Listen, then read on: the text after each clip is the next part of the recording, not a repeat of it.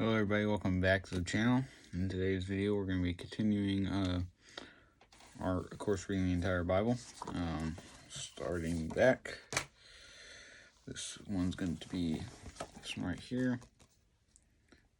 It's going to be called Spokesmen for God. So meantime, in the slave huts of Egypt, the Hebrews are crying out to God to help them. And this is also based on Exodus chapter 4, verse 27 through chapter 7, verse 11. While Aaron, the brother of Moses, is praying, God speaks to him. Go into the wilderness to meet Moses. So just as God spoke to Moses through the burning bush, he speaks to Aaron while he's praying.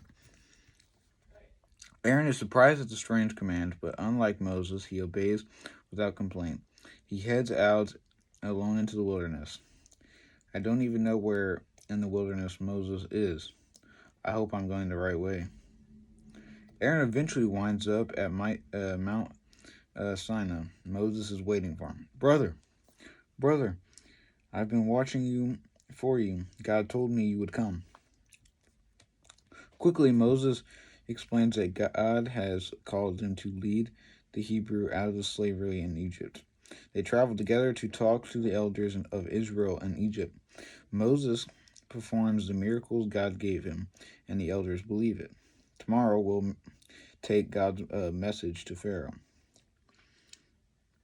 The next day, they speak to each other. You do all the talking, right, Aaron?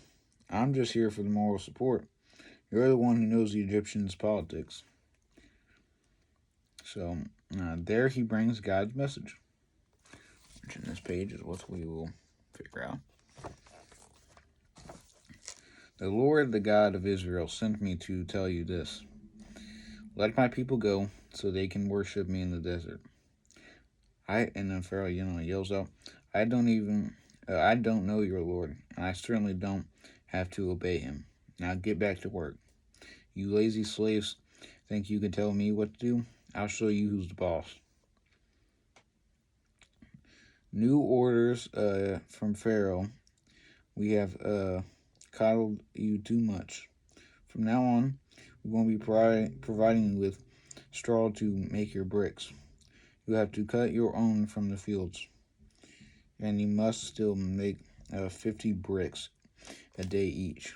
So, before they would cut them for them, and now they're going to make them cut them, so that's just more work. And of course, they're being beaten, they're being starved, and they at least have to make 50 a day. So, if they don't, I'm sure punishments would be quite severe. This was all the straw I could find. Why aren't you meeting your quota, you lazy Hebrews? You didn't make enough bricks yesterday either. I'm trying. It's not fair to ask the same amount of bricks when we have to do twice the work. As they continue to beat him. The Hebrew leaders complained to Moses.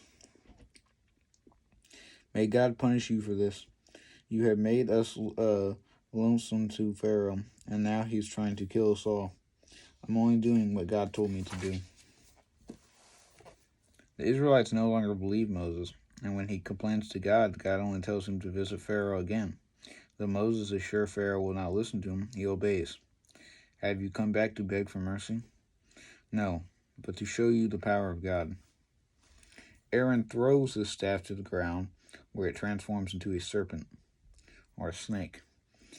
Very clever, but my magicians can do the same. See? So the magicians throw down. Magicians really get their magic from a darker spirit, as we know, which is the same thing as witchcraft. It comes from the devil. The devil does have power, yes, but nothing to match to God. But what next will prove God is mightier. But we will get into that next week. So you have to wait till then to see what happens next in Moses. Great story. We've seen a lot happen through the Bible already.